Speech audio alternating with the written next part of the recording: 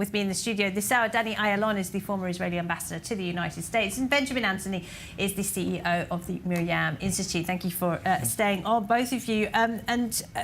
Danny, the situation in the north, entire communities emptied out of their residents, still no sign they can go home. We did see some pretty heavy fighting yesterday. And the IDF is increasingly hawkish, says it has taken out quite a lot of Hezbollah positions now. What are your thoughts on this? Well, everybody knows that the situation is not sustainable, where Israelis cannot go back to their homes, about 60, 70,000 in our most northern towns. So they will have to come back. The only way for them to come back is until the Hezbollah is pushed back or pushed up, down certainly northern of the Litani, so they're not even in eyesight with the Israeli communities on the because on the they north. are literally just a few hundred meters away Absolutely. from these communities. So there are two efforts. There is the diplomatic effort, which has been actually led by France so far, but with to no avail. The French diplomacy does not have any leverages over Lebanon. There are the Americans, Amos Hochstein, which is the emissary, the envoy of the administration, the American administration to Lebanon. He's also supposed to come into the region.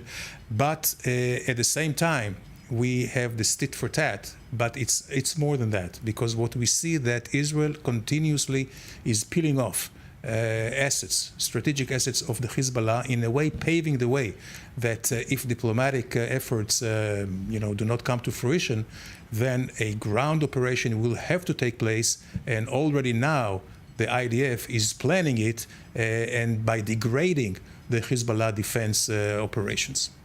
Benjamin, do you agree with that? Do you think the IDF should launch a ground invasion into Lebanon? I mean, how long could that last? Would we see Israeli soldiers stuck in southern Lebanon for an undetermined length of time? I think the IDF should have launched a ground offensive into Lebanon on October the 8th when Hezbollah started to rocket northern Israel. You've got an untenable situation up in the north of Israel. It's a completely barren area at this time.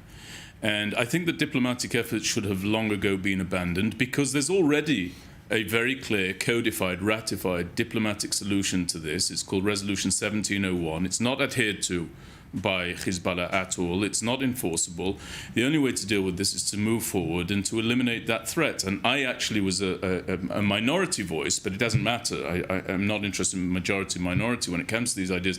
I actually think that the IDF would have been better served to stay its hand in Gaza, and instead, after October 7th, once Hezbollah opened fire, to go north to defang that much more potent, much more dangerous enemy to our north, to not seek to eliminate it completely, because that would take something of a broader effort, although that has to come eventually, but certainly downgrade its capabilities from the air. And we're actually seeing that happening. 40 targets were hit simultaneously. We have the ability to hit up to 300 targets simultaneously at any given time from our Air Force. And there's actually been the use of munitions that include bunker busters of late. So there is that ratcheting up, but it's not a heavy enough price. There are 100,000 fighters Hezbollah has. I think we've taken off about 250 of them. That's not sufficient. All right. Benjamin, thank you.